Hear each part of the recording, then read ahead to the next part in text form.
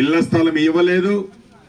ఏ పేదవాడికి double bedroom అని మాయ మాటలు చెప్పారు తప్ప ఇవ్వలేదు.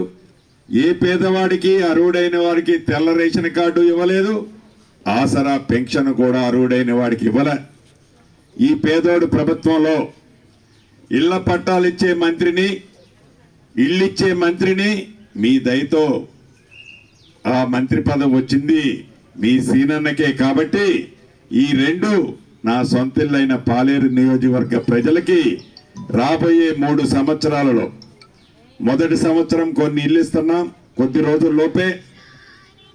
పేదవాళ్లలో బహుపేదవాళ్ళు ముందు కట్టుకోండి. రెండవ సంవత్సరం ఇళ్ల స్థలం లేని వారికి ఇళ్ల స్థలంతో పాటుగా ఇల్లు ఇస్తాం. మూడో సంవత్సరం అర్హులైన ప్రతి ఒక్కరికి పూర్తిగా ఇల్లిచ్చే బాధ్యత నాదే.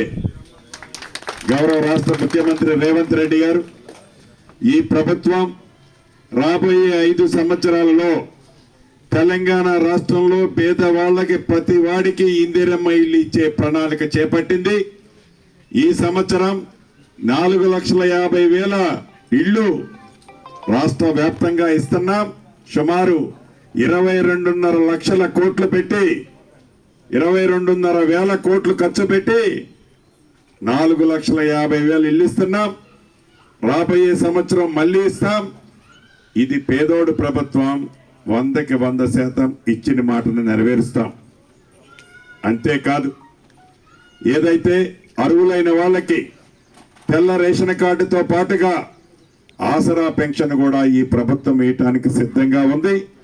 ఈ కోడ్ అయిపోయిన తర్వాత కేబినెట్లో నిర్ణయం తీసుకుంటాం. ఆ శుభవార్త కూడా అతి కొద్ది రోజుల్లో మీకు తెలియజేస్తాం.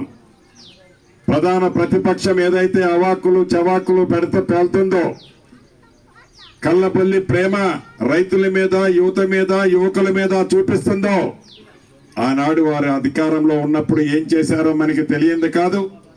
పేదవాడిని పూర్తిగా విస్మరించిన ఆ ప్రభుత్వం ఈనాడు మాట్లాడే నైతిక హక్కే లేదని చెప్తున్నాం. రేపు ఫలితాలే చెప్తున్నాయి. రేపు ఫలితాలలో ప్రధాన ప్రతిపక్షానికి ఎన్ని సీట్లు వస్తాయో మనకి చాలా స్పష్టంగా కనబడిపోతుంది.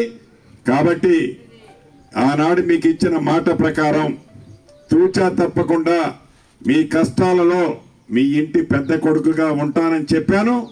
100కి 100% మీ కష్టాలలో మీ సీనన్నగా మీకు అండదండలుగా ఉంటానని తెలుపుతూ, ఇప్పుడు అప్లికేషన్లు ఇవ్వాల్సిన వాళ్ళందరూ తీసుకొచ్చి ఇవ్వాలని కోరుతూ సెలవు తీసుకుంటాను. For more videos like this, subscribe Big TV channel.